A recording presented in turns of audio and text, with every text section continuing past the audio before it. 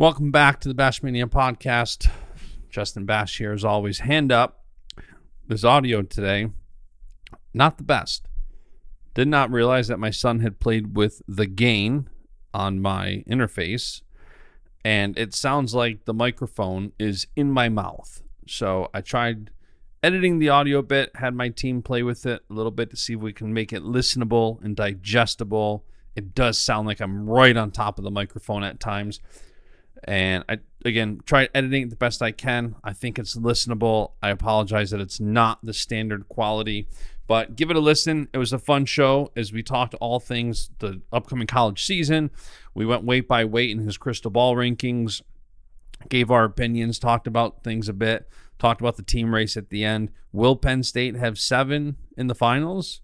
Willie thinks so, but he also doesn't think so. So tune in, listen to the end of the episode for sure to talk about that. Shout out Attack. Thank you for sponsoring this podcast.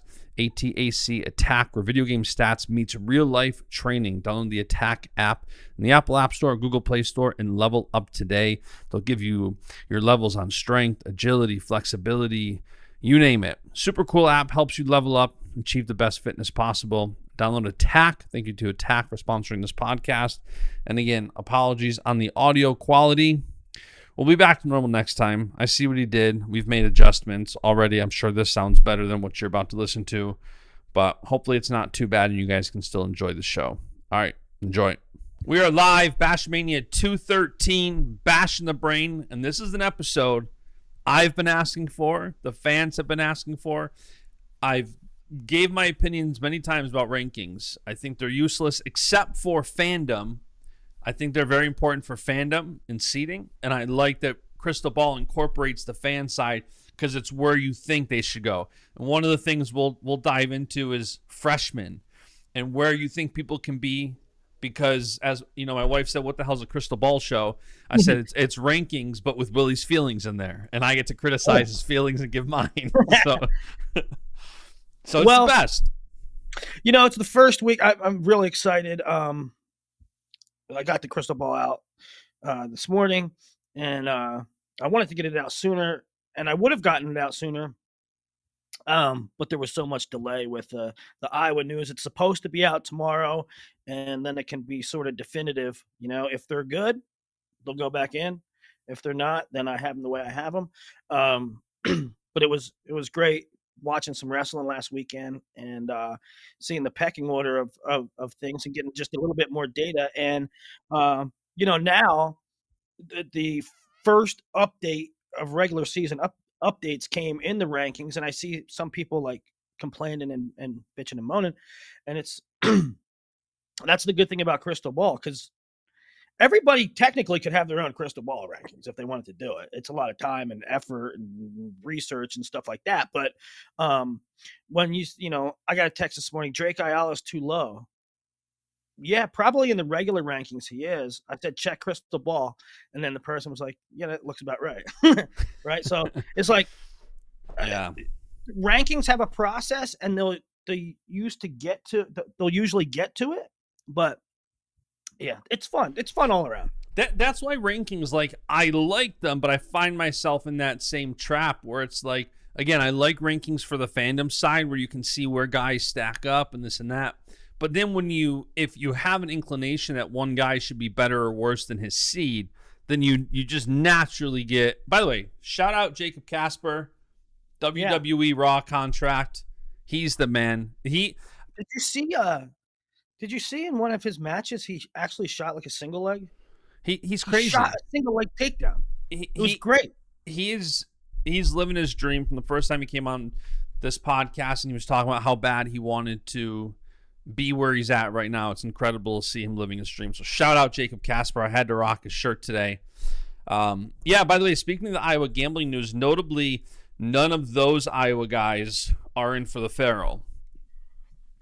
So I don't know if that is to lean towards their inclination that they're going to be able to compete for Iowa. Because Spencer Lee is registered, DeSanto's registered, Lugo, Marinelli, Warner. I don't know. I don't know if I agree with this mentality, but it could be, and I don't know that Iowa has this mentality, but it could be for to go to the Farrell, to qualify for. And by the way, there's not that many college guys at the Farrell. There's really not. I'm just. Yeah, but it's a good way. It's a good way to qualify. It's a way to qualify. The problem is you have to be the top placing American. Yeah. And you have to be the top placing American. And I don't know. Let's say a guy like Patrick Kennedy. He probably doesn't have a high he has better chance taking top 8 at the U.S. Open than he does going to Farrell and being the top American, right? The reason I was suspecting more guys would be at the Farrell, or I guess the benefit of it, is the timing. When you have, in that weekend, like Iowa has nothing from like Iowa, or December 8th, they have Columbia, and then nothing to the Soldier Salute the 29th.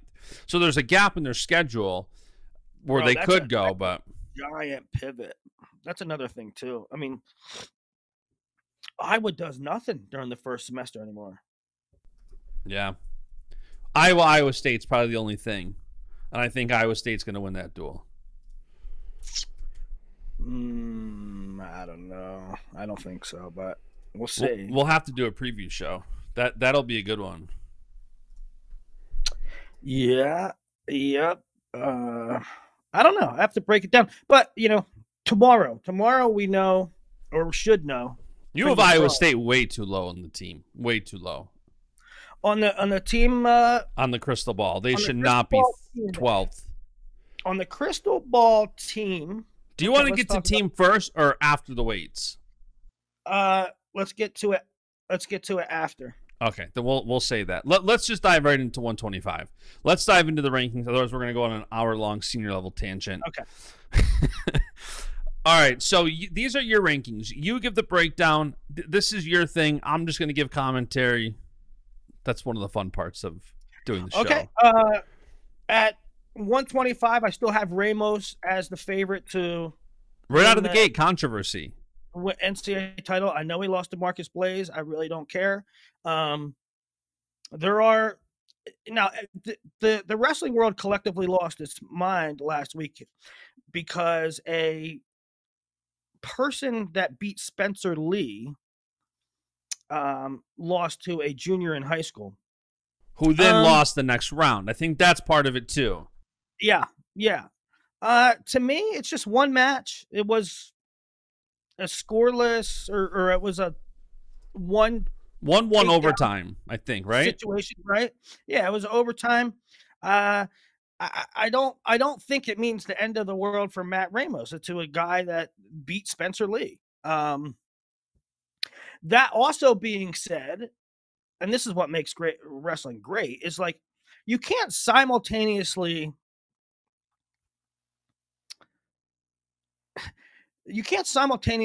be incredibly surprised that Matt Ramos lost.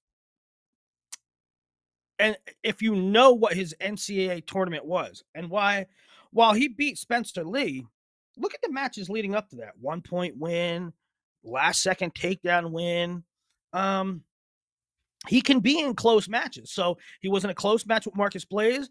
Marcus Blaze wizarded his way out of a score and then got a score of his own. So I don't think it's the end of the world for Matt Ramos. That being said, I don't have a whole lot of confidence.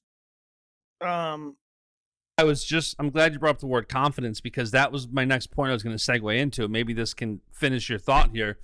I'd be very curious if you added confidence percentage in your crystal ball because there's got to be a difference between you thinking, let's say Ramos ends one and Carter Starachi ending one or whatever. There's different degrees. Absolutely. And knowing you, I know that there's different confidence levels where a more open weight like 125 where you have Richie Figs too. Drake Ayala is, not ranked in some, or he's low 10, like 12, I think, on Intermap, but. Listen, Matt Ramos darn near lost every match before Spencer Lee. This is what Matt Ramos did at NCAAs.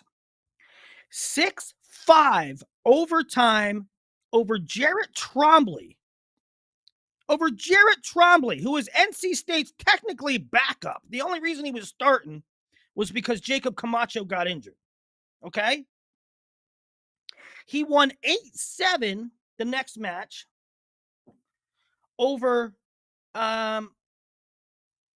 Killian Cardinal, who was walking wounded.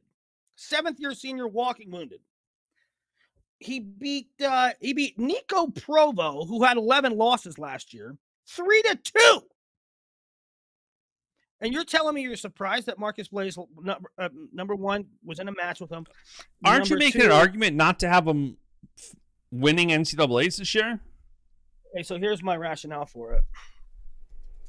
Can Matt Ramos get beat by Patrick McKee? Can he get beat by Jory Volk? Can he get beat by Dean Peterson? Can Drake Ayala beat Matt Ramos? Can Jacob Camacho, whose backup had an overtime loss to him last year, can Jacob Camacho beat Matt Ramos?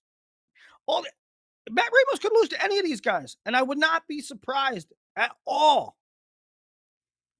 That being said, if he makes Sunday night, if he makes the finals, he's going to be big. Do you think that Going to be big, and Figs is small. Out of all the weights, if you had to predict one that would change the most, as far as, let's say, 1 and 2, not just 1 and 2 back and forth, but who the 1 and 2 guys are in a weight, do you think 125 is the highest? 125 will be all over the place all year. Yeah, that's what I think too. I think as much as this is crystal ball, I also think it's crystal ball as of right now. Yeah, that's right. And all I can do and there's tiers for it, right? To me, 125 is a disaster. The whole weight's a disaster. Richie beat Noto last year. But he had a lot of 1-point matches, Richie did. So I wouldn't be surprised if a Barnett beat Ramos. I wouldn't be surprised if these things are all over the place all season long, and it's probably the only weight I can say that about. Yeah, 125 was the weight that I think I opened up your crystal ball, and I'm just like, at first, I'm like, Robbie Howard, round of 16, Steve O'Poulin, blood round, D'Agostino at Michigan this year, blood round. Like, there's a lot of things that I could see changing very quickly, depending on how they perform over the next month or so. I did a poor job of explaining the tiers. So at 125, I feel like all bets are off. Yep.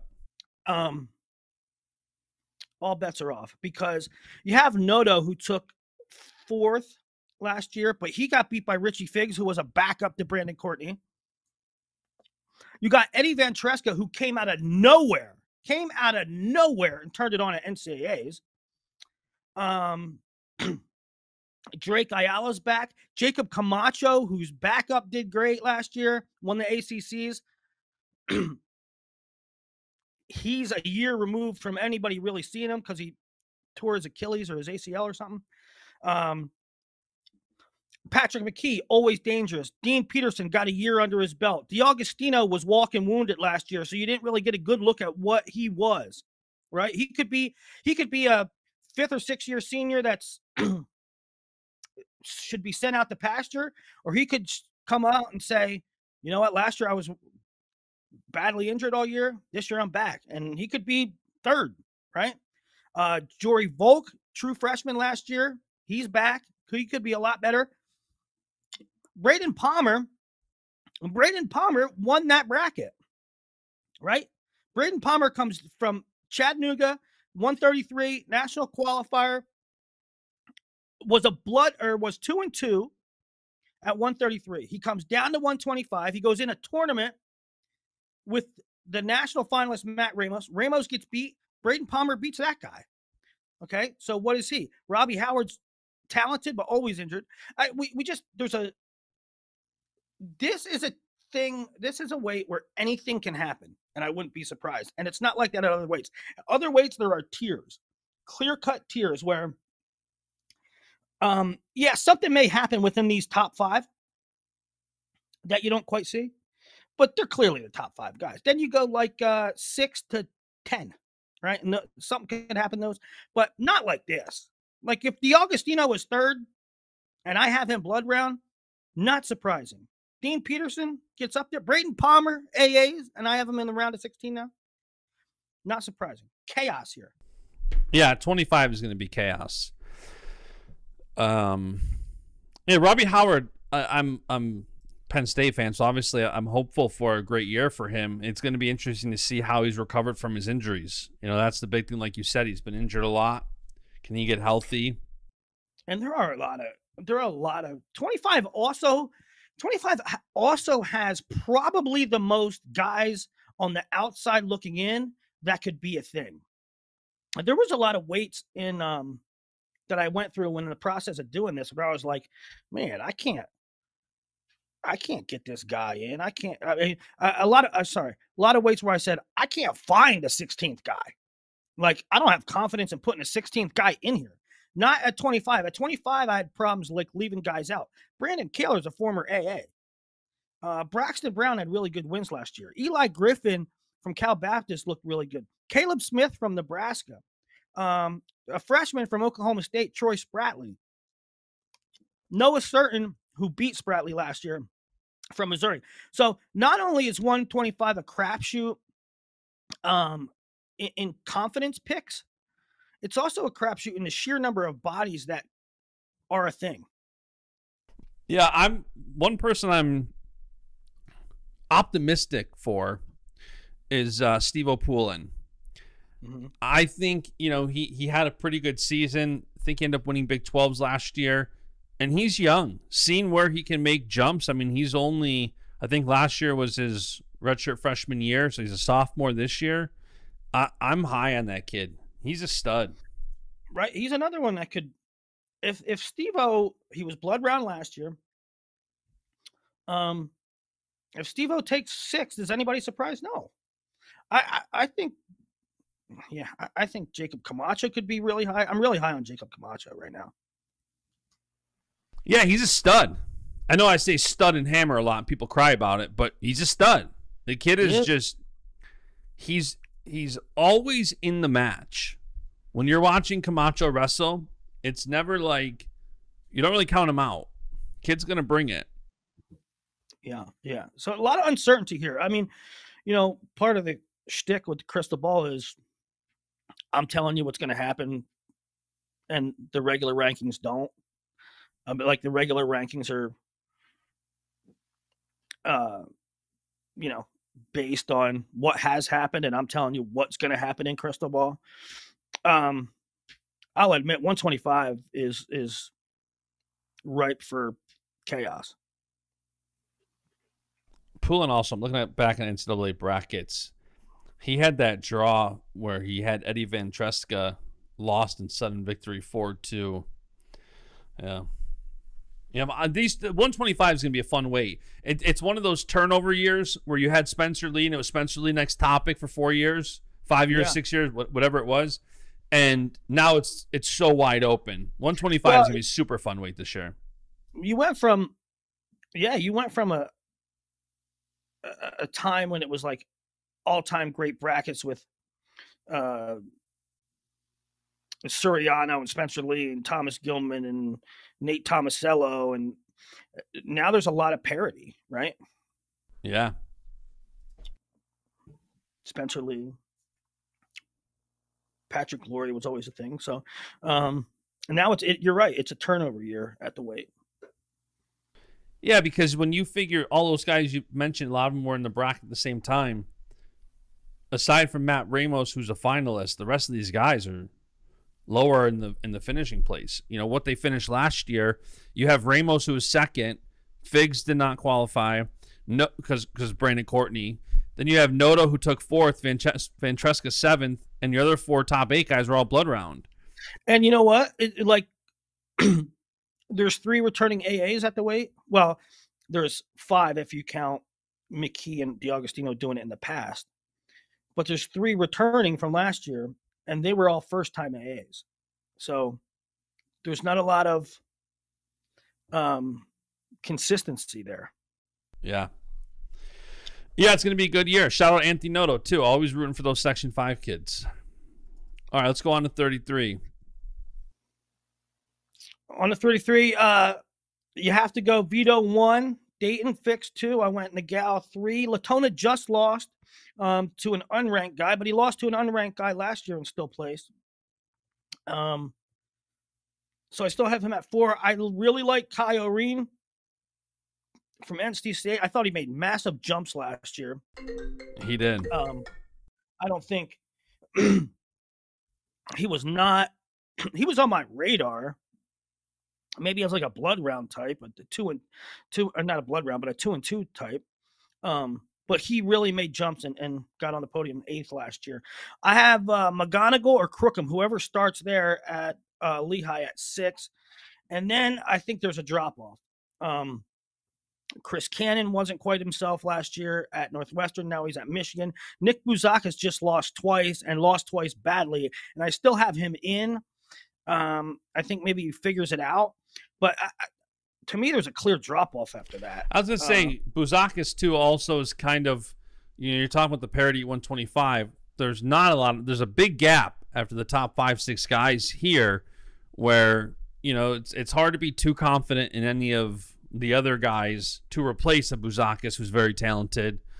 It's an interesting weight. Yeah, I mean, clearly everybody, no surprise, would have Vito and Dayton at the top, right? Then I think everybody would have Nagel 3rd. I think everybody would pick Latona as an AA guy. And then after that, Earl picked Oreen 4, Latona 7 with the current Intermat rankings. The current rankings, yeah. That's based on, I mean, he had to drop Latona because he lost to an unranked guy. Right. But we saw Latona last year. Latona last year lost to a guy. This is the very same tournament. Lost to a guy from Franklin and Marshall, totally unranked, unrankable, and he was fine. He still AA'd, So from a rankings process, yeah, you have to drop him to 7. But crystal ball, you don't. Yeah, crystal ball gives a little grace too, like you said, for those losses that it's like, okay, Latona took a loss last year, still placed, still AA'd. There's a little bit more grace than you can kind of give them in the rankings. Right. I mean, it's just like Yanni took a loss last year. I didn't. Other places had to drop him, or Aaron Brooks lost to Keckeisen. They have to drop him. I don't drop him because, to me, in my process, it's still predictive. Yeah, and the only thing where the the drops too have to kind of happen for seeding, because for seeding it would be kind of hard to go by a crystal ball type ranking, but. Yeah, 33. I'll tell you, it's really going to be interesting, the Lehigh situation, because Connor McGonigal is wrestling the All-Star Classic. That's how good he is. And Crookham was a blue chipper, and he came out Princeton Open. He dominated everybody. That's going to be a wrestle-off. Somebody's not going to be the starter. And it's going to be tough to move up to 41 for the loser of that wrestle-off. Any shot the loser hits the transfer portal? I don't think so.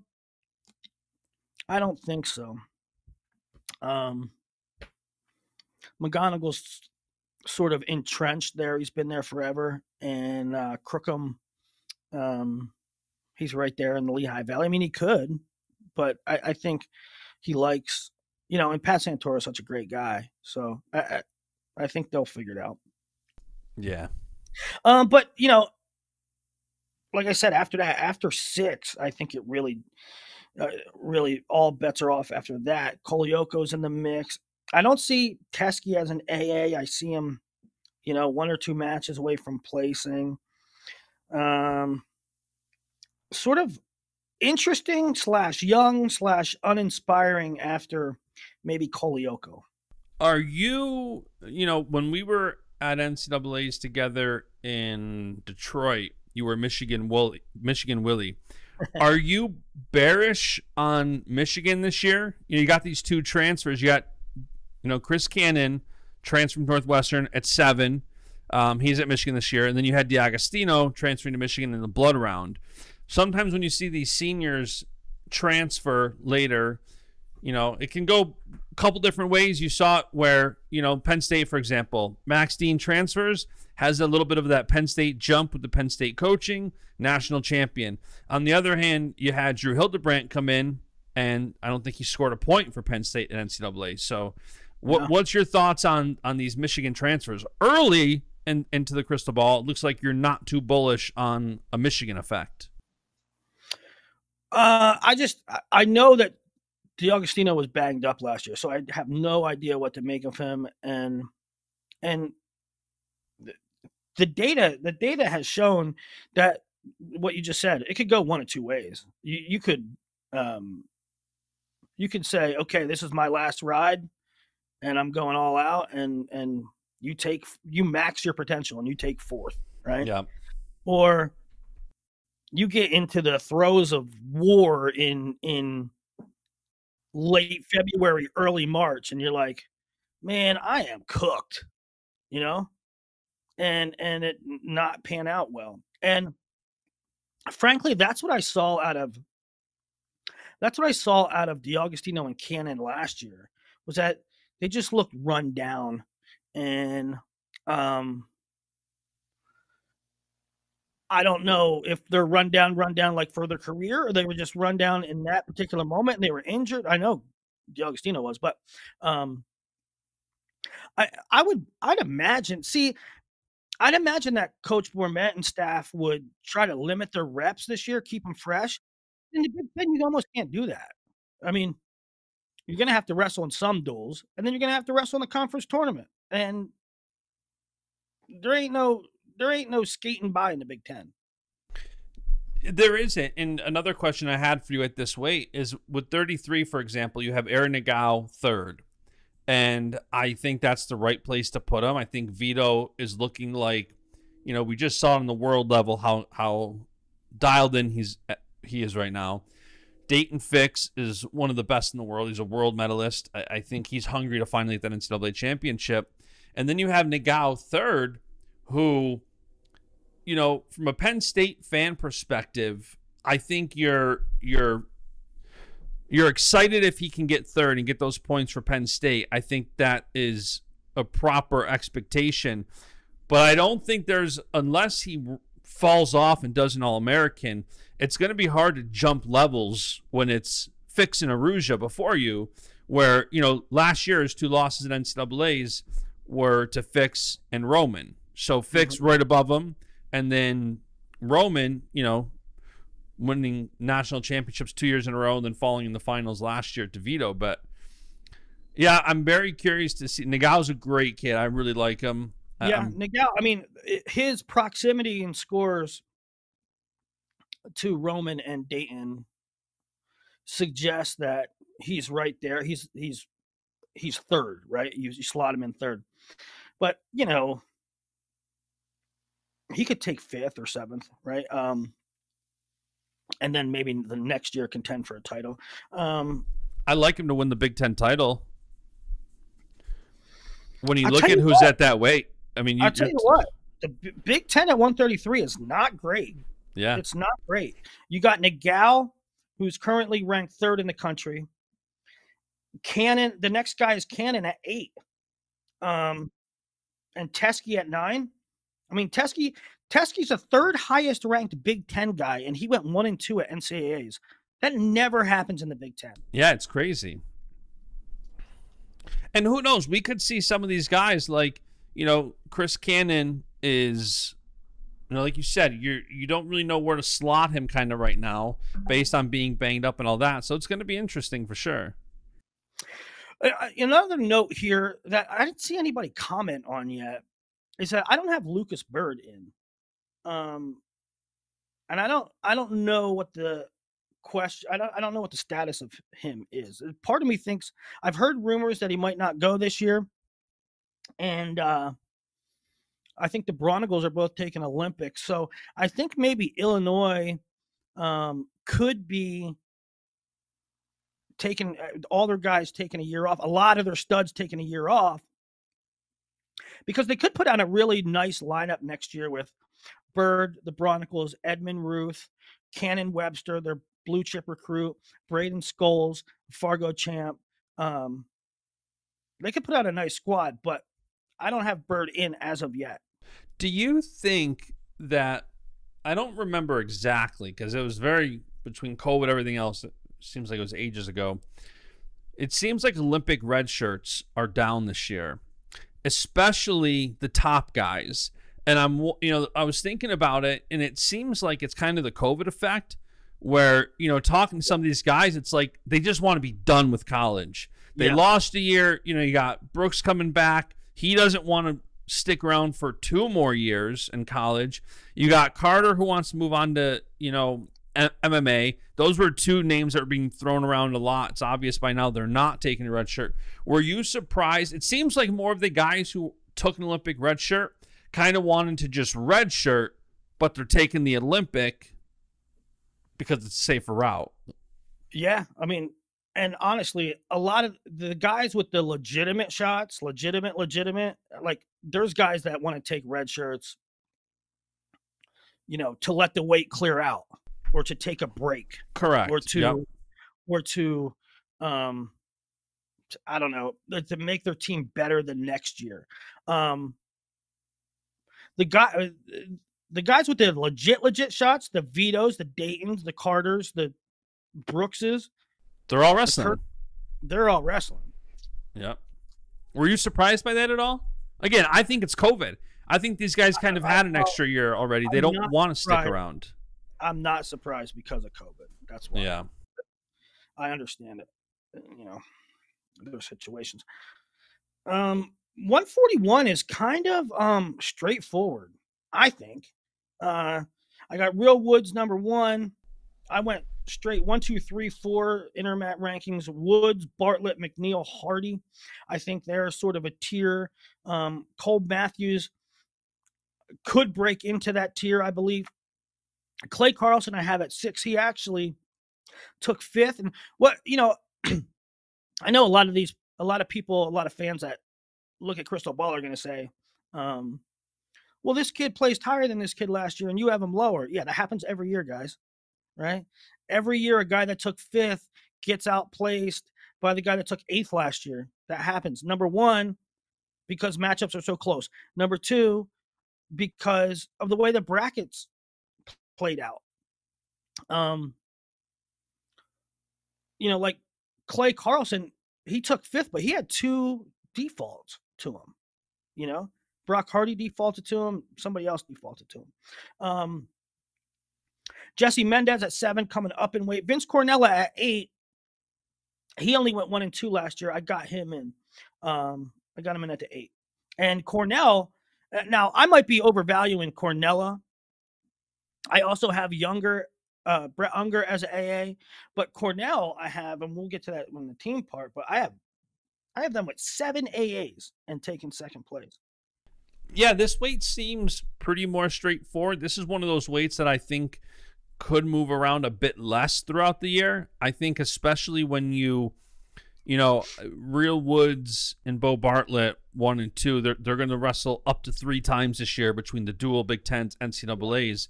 And apart from that, then there's a little bit, I think they both beat Brock Hardy. I think they both beat Jesse Mendez. Jesse Mendez, I could see climbing up to 3-4. I think he has so much potential. I'm a big Jesse Mendez fan.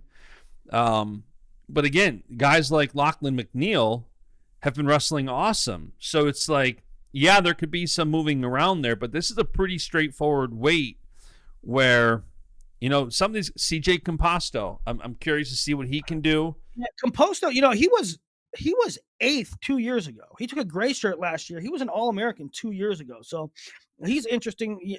Obviously haven't seen him in a little bit, but I have him on the outside only because of the uncertainty. But we'll get to see him and Cornella and Malik Hines in the EIWA, all guys that I have top 12. Yeah. But that's a pretty straightforward weight. The only guys that don't appear on there, Ragusin I have on the outside. He went 125, then 133 for the 3rd straight year. He's going up in weight, and he was 2-2 last year at 133. So I'm taking a wait and see approach on him. Frankie Telshahar, I had just outside. Jesse Vasquez coming off injury, we'll see. So those were guys on the outside, and the only other one we're looking at is Sammy Alvarez and Tegan Jamison. Jamison, a really good prospect. Alvarez, former Rutgers star. He transferred twice as an undergrad, so he has to wait and get a waiver to see if he can wrestle second semester. But otherwise, 141 straightforward. 149, I feel like it's straightforward too. I went 1, 2, 3, 4. Same with Intermat and same with WrestleStat. Ridge Lovett, Shane Van Ness, Kyle Parko, Caleb Henson. 1, 2, 3, 4. I think Ridge is the most well-rounded. I think Van Ness is probably the most dangerous. However, Van Ness also, it's the same thing with Matt Ramos. Van Ness and Ramos's NCAA tournaments were mirror images of each other, in my opinion. Matt Ramos had overtime nail biters with guys that not even on the same level, right? He went 6-5 overtime. Ramos went 6-5 overtime with Jarrett Trombley, but pinned Spencer Lee. Van Ness was in a dogfight with Ethan Miller, but also led Yanni in the third period, right? So how do you make sense of that? Can Van Ness win the whole thing? Yes. Could he lose to Jackson Arrington? In my opinion, absolutely. But for now, I have it. Lovett, Van Ness, Parko, Henson. I have Arrington fifth. He was a blood round guy last year. I think very highly of him. I think he has already shown he's made jumps, and I have him very high. I even have him above Austin Gomez, who probably won't wrestle to the second semester. I also have Brock Mahler in. He's wrestling 157 right now from Missouri, but Missouri has a really good kid, freshman named Cam Steed. Redshirted last year, had some good wins. One of the best performing redshirts last year, if you really look at the results. So I think eventually Mahler will come down to 49 and Steed will slide in at 57. I think that's the best fit for the team. I think it's the best fit for Mahler. I see. Also, it looks like you're thinking that Iowa State's going to run with Echamendia based on putting him in these rankings and not Swiderski. Well, I do think they're going to run with Echamendia. 1, because he won the wrestle off. 2, because Swiderski can redshirt. And Echamendia really can't.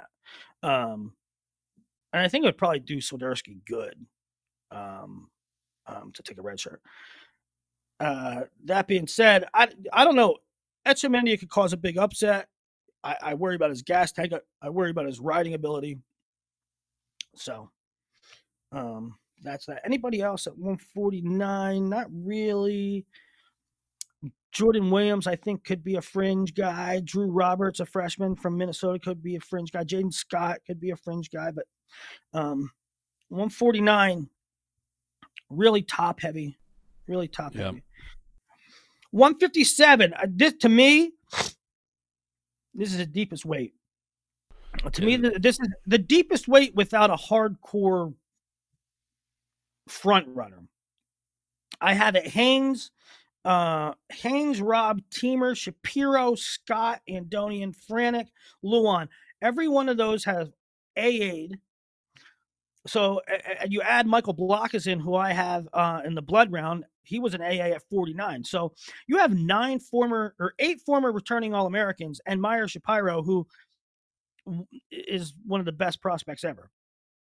Michael Blockhouse, who retired, did a Bellator fight, and then unretired from college wrestling and said, never mind, I'm going to hold off on MMA till April. I'm coming back to wrestle for Minnesota. Wow, breaking news. Dun, dun, dun, dun, dun, dun, dun, dun.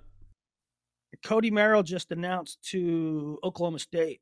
Cody Merrill, perhaps the number 1 pound-for-pound prospect in the country in the class of 2024, just committed to Oklahoma State. He was early Stanford lean when Rob Cole was there. Then he was, and I think when he was a Stanford lean, he was a little under the radar. People didn't really know, weren't quite sure how good he was. and then it sounded like Iowa put all their chips in on him.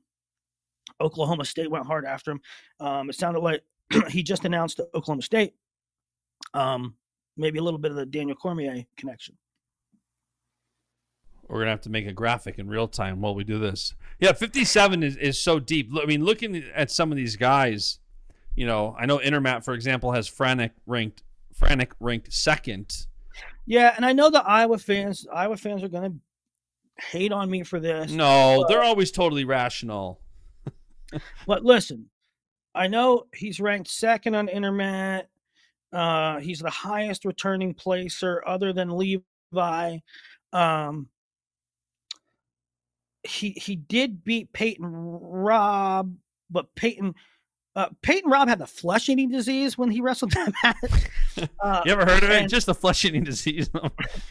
and Peyton also beat Franek earlier in the year, so I'm gonna lean Peyton on that one. I also think that Teamer is just a touch better, although who knows what to make of him really because he was injured all last year. Franek could take second. Franek can make the finals. I just don't see it. I mean, I have him at 7 right now. I think he can beat Ed Scott, Bryce Andoni, maybe 5th. Yeah. Yeah, this is going to be a pretty interesting, fun weight to watch. Yeah. And I was talking about Cam Steed, talented kid from Missouri. I have him as a Yanni is very, very high on Meyer Shapiro. Very high on him. Oh, yeah, and you know, I hedged. I don't know. It's hard to slot Meyer. He could win the whole thing. But I sort of hedged my bets and put him 4 for now, just to not look too stupid, to not look too smart, and just play it safe, I guess. You got to hedge the brain. It's a physicality thing too, right? Meyer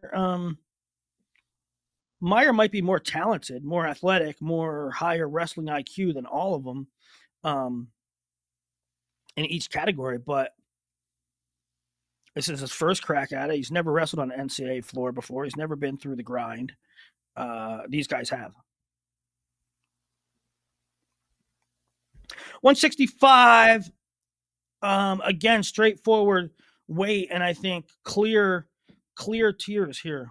O'Toole, Carr, Amin, Hamidi, Ramirez. I have Ramirez pretty high. I have him 5th. He was a blood round guy last year. Caliendo,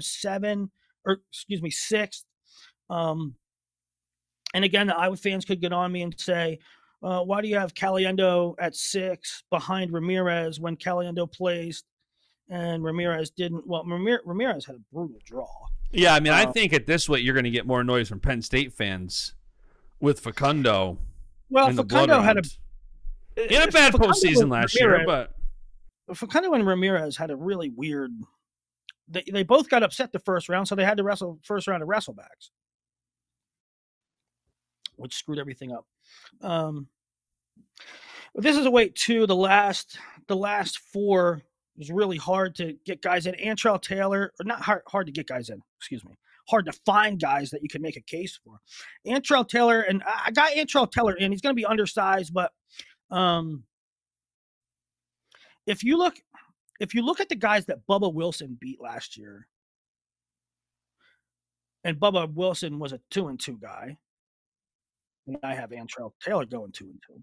But if you look at the people that Bubba Wilson beat, then you can say Antrell Taylor beat Bubba in the wrestle-offs, so therefore on the same level. And so that's why I got him in. Andrew Siniglia probably comes like out of nowhere for people. He's ranked 23rd in Intermat and 31 in WrestleStat.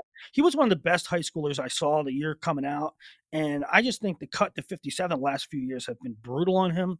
I like him way more at 65, and he kind of showed it last week at the Princeton Open. His energy level was the old self. So I like Siniglia to win a couple matches at NCAAs. And then Hunter Garvin, I think Hunter Garvin, people would say, are you kidding me? You think Hunter Garvin's only going to go 2-2? He could very well do much better, but he was 10-7 last year. He lost to guys that were not great. So we'll see. Yeah, the the disrespect for Facundo is not going to go over well. He had a bad postseason, but as a freshman, he performed incredible throughout the year. I think he's got to, finish strong, but I don't know. Can he go with a Caliendo? Can he go with an Olesnik? Can he go with an Olguin?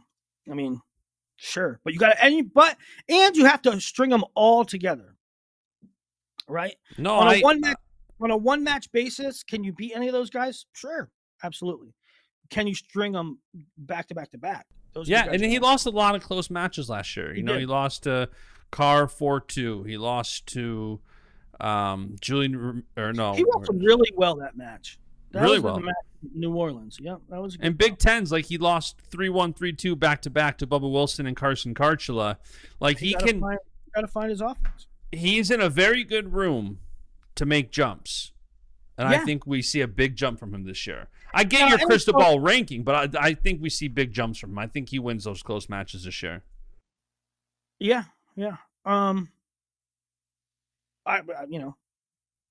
He was an uber talent coming out. He drives cars? He doesn't no. He was a wood chipper. He doesn't give up a lot of points. So just finding one or two scores a match. He finds one more score a match. It's the difference that's a big difference for him. And he's in the Penn State room. Any thoughts on, I'm certainly waiting for people to say, oh, you got Facundo in there and not Mesenbrink. No, I think that's the right thing to do. Facundo's the returning starter. Facundo, I think, is the guy at the weight. I think Penn State finally put out their official roster, and he was on it. Yeah, it's great. They put out their official roster after the season started.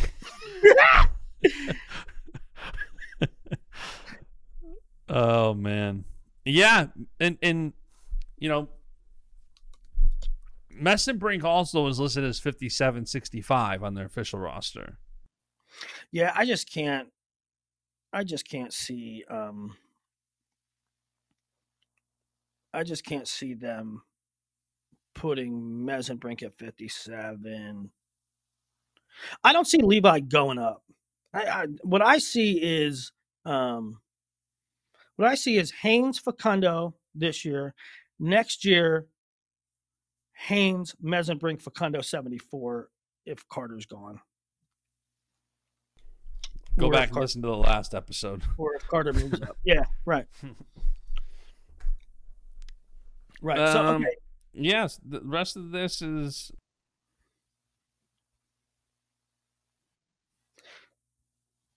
Um, 74. Loaded. Starocki, Foka, Mackay, Sugar Shane.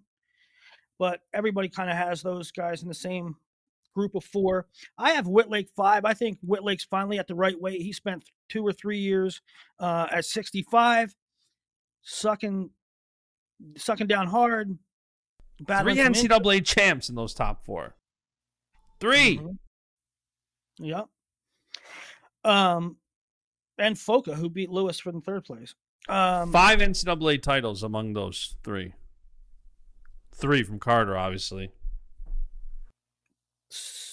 Yeah. Whitlake, I think he went 65, 65, 84. Now he's at 74. I think it's the right thing for him. I think he's going to be really good. And I like him as the best of the next tier. I think he's a touch better than Karchla, who always seems to be dinged up. And I'll take him over Mako and Ruth.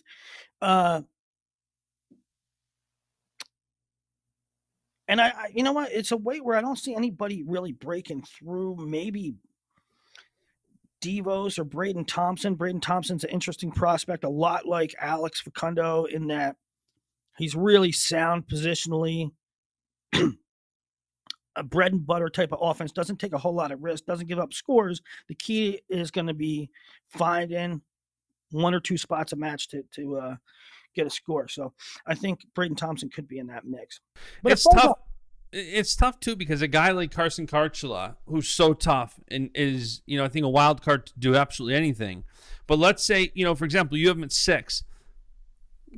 He has to be the returning national champ in theory to crack the top 4. Yeah. So it's like he can jump levels, but in a absolute loaded weight class like this, jumping levels can still mean you end up 5th, 6th, 7th. Yeah. Yep. Because everybody's jumping levels. Yep. And here is the start. I guess we could have said 65, but they have Caliendo. But here's really the start of Iowa missing guys, and so no Nelson Brands in here for me yet. I guess we'll find out tomorrow. As Penn State starts Murderers Row. Yeah. We'll find out tomorrow if Nelson's in. If Nelson's in, I'd probably put him 5th ahead of Whitlake, although I truly believe that Nelson can beat a Griffith or a Lewis or even a Foca. Nelson wrestled. Nelson has made jumps. Yep. Nelson at 84 wrestled. No. One of the Hidleys. I think it was Trent. It was at the national duels that when the year was in Florida. He wrestled him really close. He wrestled Starocki really close. And way more consistent last year. His losses weren't bad at all. I think Nelson would be a player in this bracket to make a final. I wouldn't pick him to beat Carter, but I think he's in with the Lewis and the Griffiths for sure. I'd probably have Nelson 5th conservatively if he was in, but right now it doesn't seem like that's going to be the case. 184. Now this is Aaron Brooks vacating this weight after a few years of winning titles. Parker Keckheisen is the clear number 1 because Trent Hidley is also going up. So with Bernie coming down, I think everybody in the nation would have Keckheisen and Truex as the 1-2. I have Feldkamp 3. I don't think a lot of people like that or appreciate that. Or he was 5th last year. But look at the guys he beat, and he didn't just beat him; he put him away. And Clarion did a great job with him. Northern Illinois did a great job with him. Clarion did a good job with him. But now he's going to be in a room at Iowa State with better workout partners, right? A tougher competition to get him prepared for the postseason. So I think there's another tier for him to jump up there. Totally. I have him 3rd ahead of Plot. Munoz, and this is, to me, it was Keckheisen was easy. Bernie was easy. Plot and Feldkamp as top 4 were easy. 5, I had a hard time with Munoz. Now, he took 5th last year, but he also, this is where it gets dicey. Munoz also lost to Pinto. Pinto also beat Pinto beat a couple guys, but Pinto had a terrible NCAA tournament. So it's hard to slot in. Gavin Kane, Gavin Hoffman's coming down from 97. Gavin Kane's a returning AA. So I got those guys in, but I think from 5 on down, from 5 to Sam Fisher, who I have in the blood round, or even, no, I'll say 5 to down to Soldano, is a tier in and of itself. I think any of those guys can beat each other. This is one of those weights, too, where I think, depending on how and when we learn about these gambling suspensions, if no Nelson Brands, and let's say for the Iowa State duel, you give this one to Iowa State, it's a bit of a swing. This definitely goes to Iowa State. Yeah. This bout. Yeah. That's what I'm saying. It's going to be interesting what happens with these gambling suspensions. Because a match like this, Nelson's a clear favorite over MJ. But if no Nelson, MJ's a big favorite. You really want to do Iowa State breakdown right now. But we're not going to know. We're going to go on. No, we got a couple weeks for that. I'm going to tell you, watch out for this kid, Sam Fisher from Virginia Tech. I have him in the blood round. He's going to be tough. He has really good wins. Not a lot of people have heard of him. He was a big boarder, though. 197, Brooks and Hidley both move up. I have them 1 and 2. I have Brooks as a slam dunk champ. However, and I don't think anybody would disagree with that. However, I do have Hidley 2 ahead of Sloan, Elam, and Buchanan. I think some people will disagree with that, and I don't blame them. I think I'd move Rocky Elam up a little bit. I mean, if you put Hidley 5th, I wouldn't complain. If you put Hidley 7th, I would. That's where Intermat has him. Intermat has it rankings wise: Brooks 1, Buchanan 2, Sloan 3, Rocky 4, Hidley 5, Cardenas 6, Allred 7, Beard 9. Yeah. I wouldn't blame you if you put Hidley 5th or 7th in your predictions. That being said, we haven't seen Buchanan in a long, long time. Elam took some weird losses last year. Yeah, I got Hidley 2nd. And if you disagree, I don't blame Make your own show. No, I don't blame you. I mean, listen, no, 100%. Every one of these, but that's where I have them slotted in. A lot of new faces in the back half. Max Stout, freshman. Luke Geog, freshman. Wyatt Volker, freshman. So as much as we got new faces in Brooks and Hidley at the weight, there is some spots for emerging talent to come in too. But I think overall, I got John Posnanski in the blood round. Rutgers has a lot of fringe guys. You talk about Dean Peterson, Brian Soldano. A lot of people are high on Rutgers. Wrestling Mindset just did a sponsorship deal with John Paz. They love him. He's got a lot of fans. He's awesome, dude. Good family. AA as a freshman. I mean, think of the guys that Rutgers had. Jackson Turley, who AA'd as a freshman. Soldano, who AA'd as a freshman. Wait, did Soldano AA? No, Soldano was blood round. And Posnanski, who AA'd as a freshman. And they got Dean Peterson in there. They're going to have veterans Mitch Moore and Jacob Butler in the middle. Slava Kuski, who I think is a fringe AA at 285. Rutgers really close to I don't know. I don't know how to say. They're going to be competitive at a lot of weights. By the way, for people who do disagree, by the way, too, I got to give a plug to Joe Kanya because he's got that Fantasy Fight League.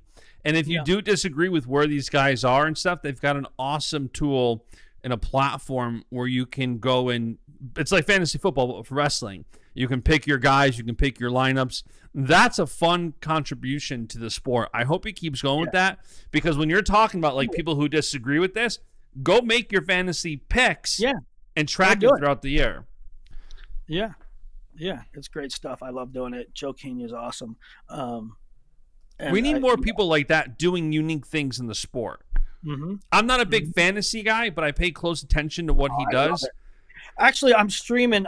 I know you're trading goats and cows and baby calves for Kittle and McCaffrey and David Taylor is incessant about fantasy football. Always trying to make trades. David is oftentimes trying to fleece you. You got to watch out for him. He'll send you trade stuff just to see if you bite. I did bite once, to be honest. Actually, twice. Did he catch you at the bar? I traded him twice this year. Once it worked out for him, bigly. Once it worked out for me. But he probably still won overall. But I'm streaming this thing. Bash, if you want to get in, if you want to beat the brain, we're having a 33-man fantasy wrestling contest. We're drafted the night before NCAAs in Kansas City. We're streaming the draft live. It's going to be awesome. Yeah, it's cool. It's only $100 $100 buy-in. And you win some cool stuff.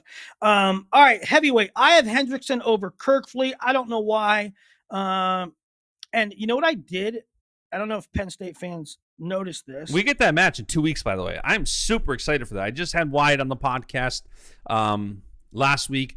Greg Kirkfleet, obviously one of my guys. I help him out at Basch Solutions. Like these are two great kids. I cannot wait for that match at the All-Star Classic. I can't wait for it either.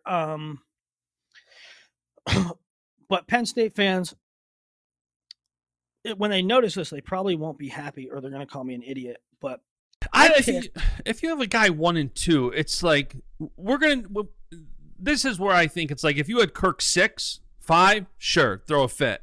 1 and 2. Okay, but hear me out here. Hear me out here. I know what you're saying, but hear me out here. I took 2 Penn State Nittany Lions to lose in the finals, which does not happen often. Their record in the finals and semis is. But you're also picking that now if Kirk beats him soundly in a couple of weeks and Kirk has a great season and Wyatt takes a few losses, that 1 and 2 could very easily change by the end of December. Well, it was a close match. It was a close match at NCAAs.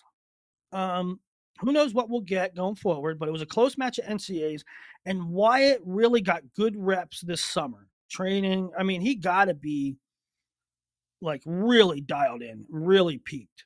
Well, he said one of the reasons he went out for U23s was because I said, does it mess up your college season? He's like, I don't know if there's a better way to get ready for your college season than a 6-week or whatever was training camp leading up to it. A 6-week training camp, and U23s were the last, right? U23s were so late. He's in great shape. It's almost some people would say, well, he's kind of in freestyle mode and he's at an unfair advantage because he's been training freestyle and he's been going so hard. He's in tip-top shape.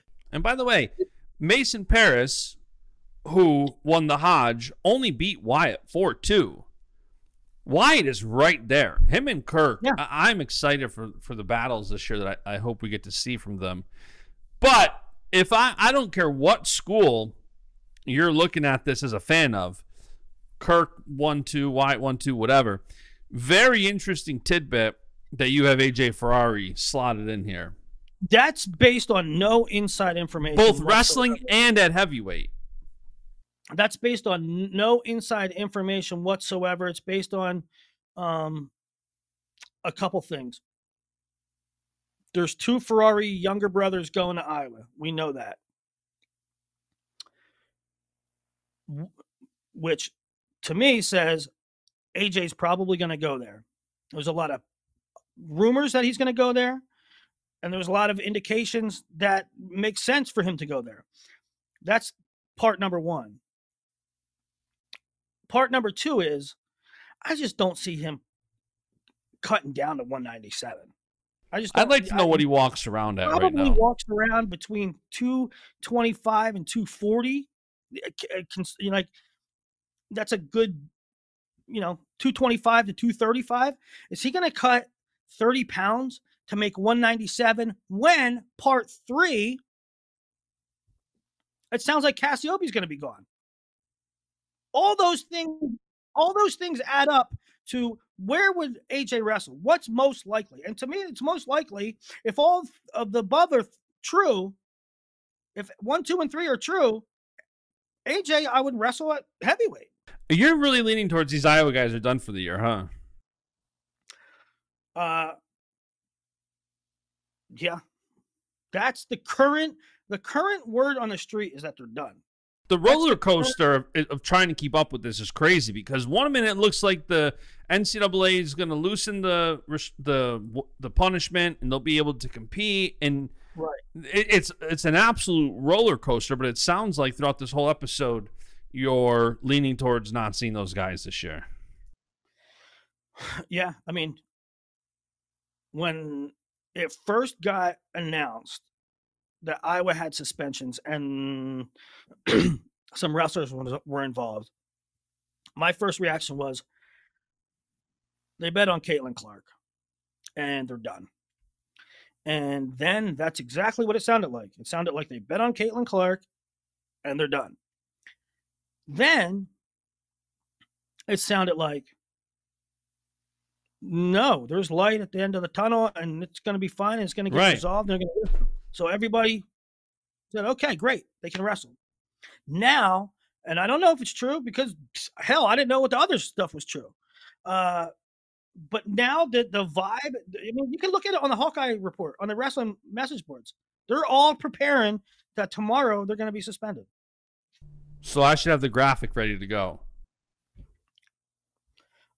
I'm not saying that. I'm saying I'm gonna get 2 graphics, 1 for each. Yeah. So I would slot AJ Ferrari in there. Now I won't say who. Somebody told me today they think Gable will come back and he will come back for Minnesota. I don't think so. So I don't have him in there. He's not coming back. And that rumor, he's not coming back. I don't see it happening. If he's not going to the World Championships, he's not competing in college. Yeah. World Championships is a hell of a lot easier. It's 1 week trip and you're done and you're back. Versus a college season, even if you only participate in the second semester, even if you only get the minimum matches to compete in the postseason, that is a lot of travel when right now the WWE has him down in Orlando at the NXT Training Center doing a lot of house shows, getting a lot of experience under his belt. A zero shot, in my opinion, that we see him in a college season this year. I don't think so either, but I don't know. By the way, I would love it. Bring it. But you've also stopped. Go ahead. Hendrickson, Kirkfleet, Davison third, who beat Schultz last year at 4.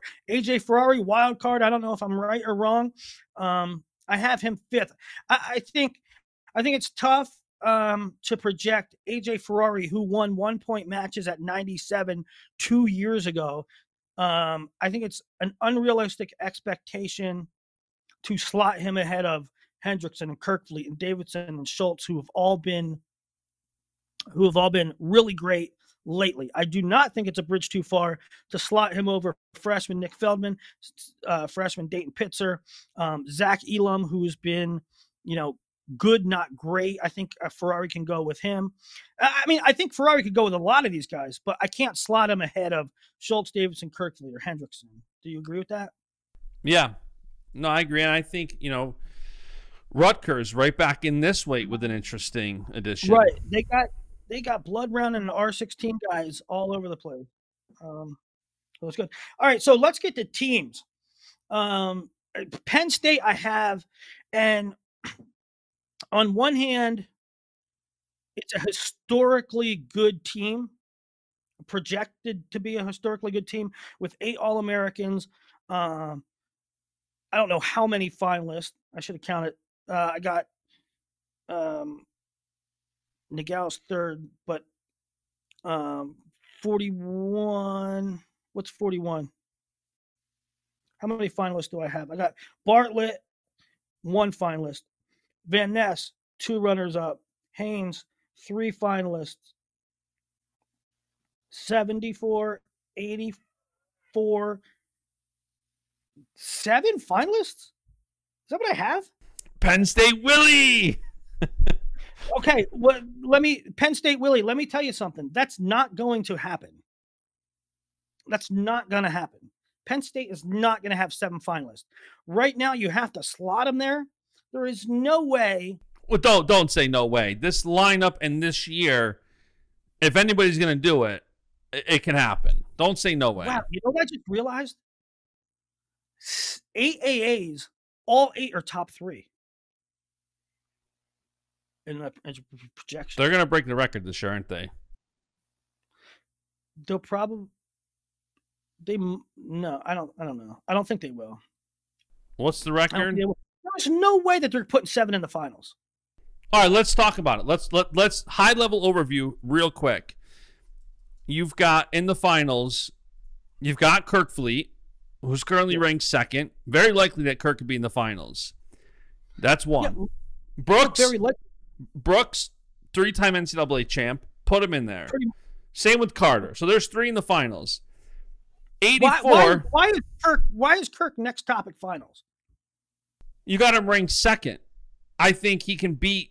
But it's not next topic. I don't think it's next topic, but there's a reason he's ranked top 2. If you had to bet money right now on picking the 2 NCAA finalists, your money's on Greg Kirkfleet and Wyatt Hendrickson.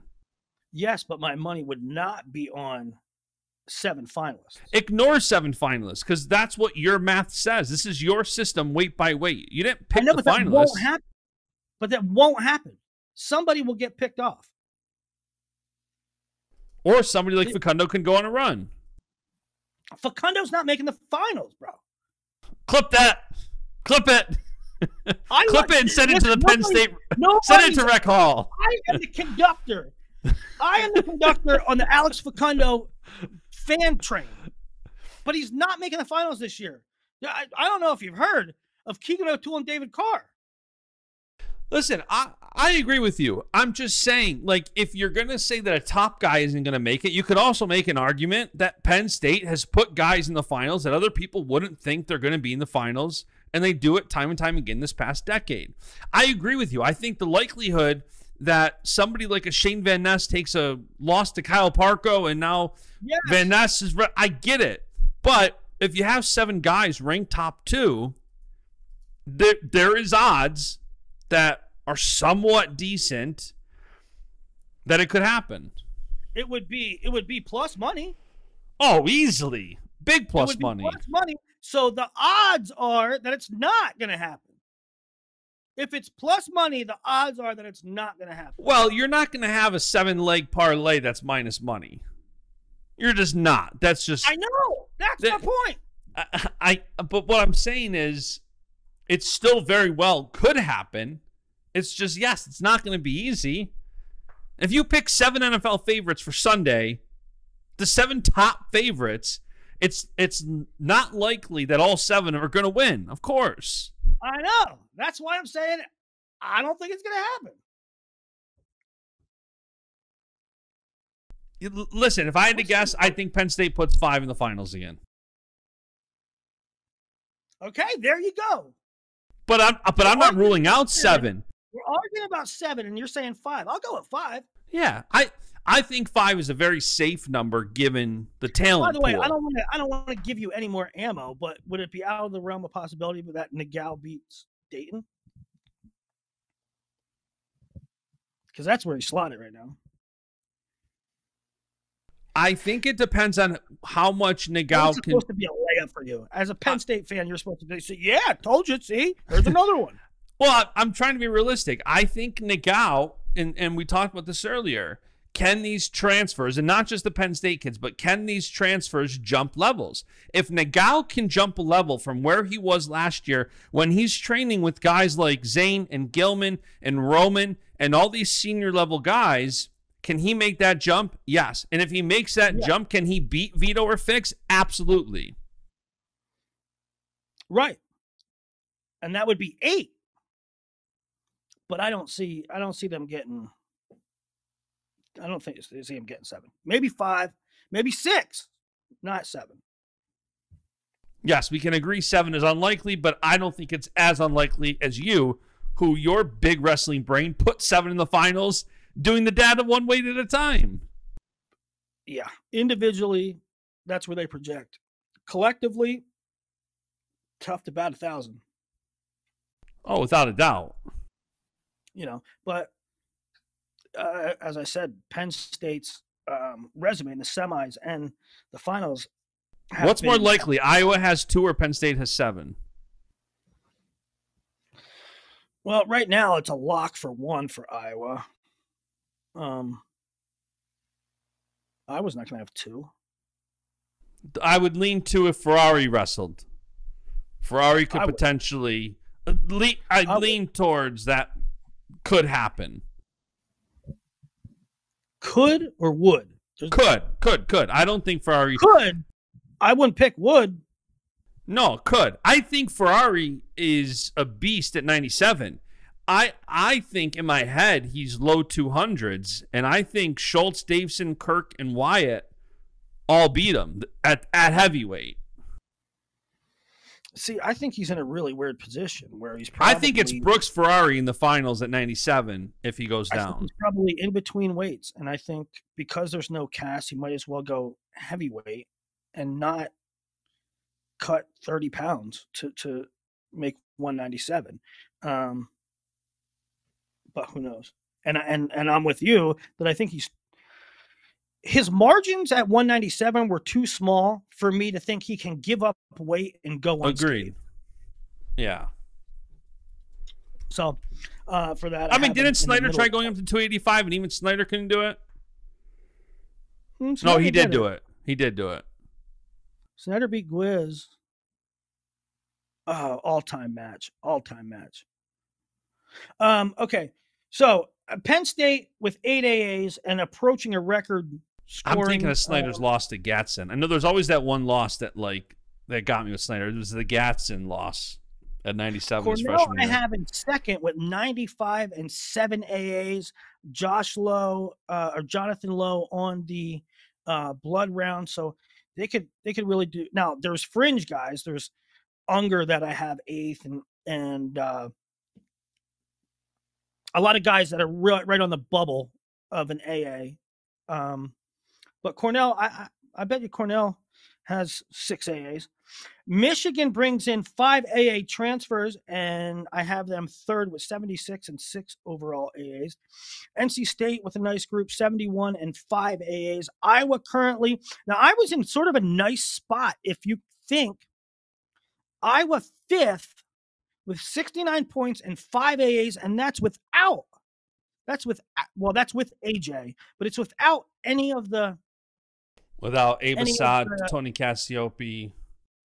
Right? I mean, you plug Cassiope, Assad, Brands, and maybe PK at 74 or something like that.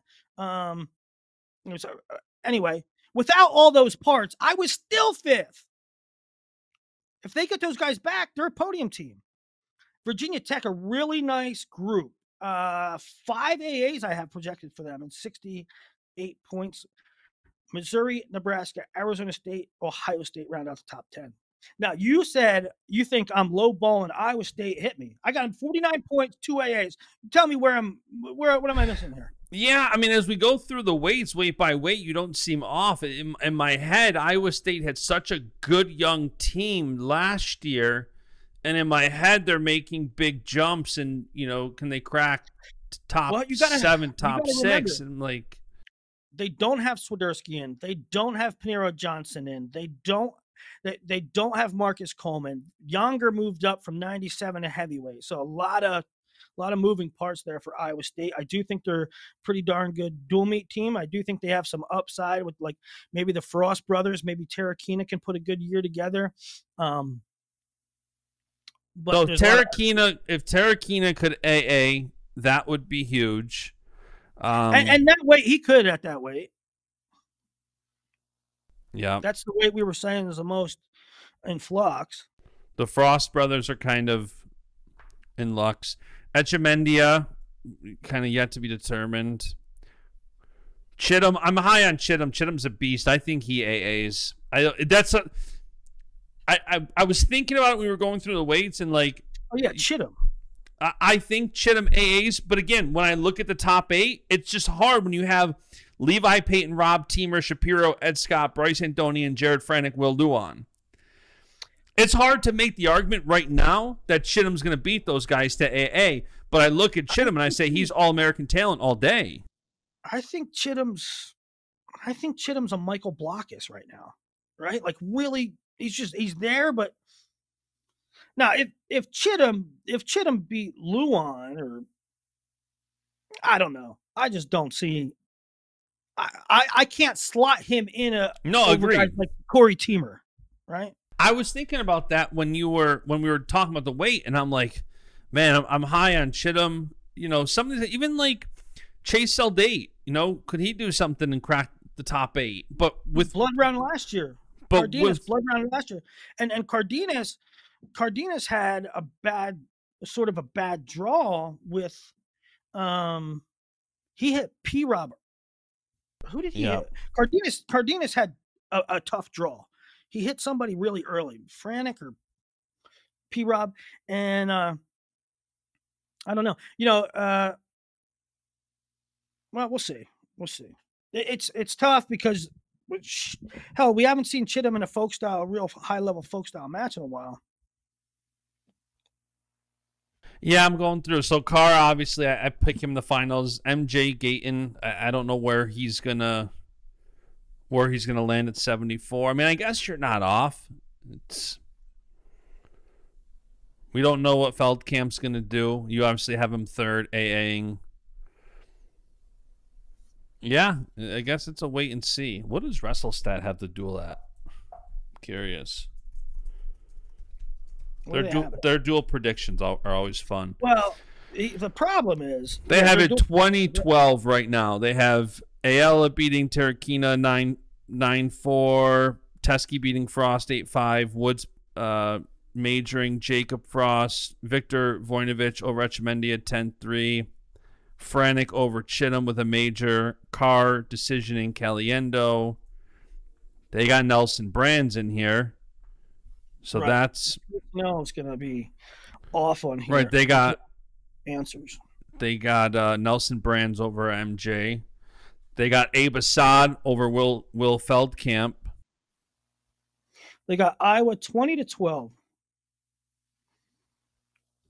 And that's with the gambling guys. Yep. That's with the gambling guys. So, wow, they got interesting. They got younger Bastida over Anthony Cassiope 6-5. I don't think so. I said what they have. It doesn't matter what you think. Yeah, no, I think Cass is too good on top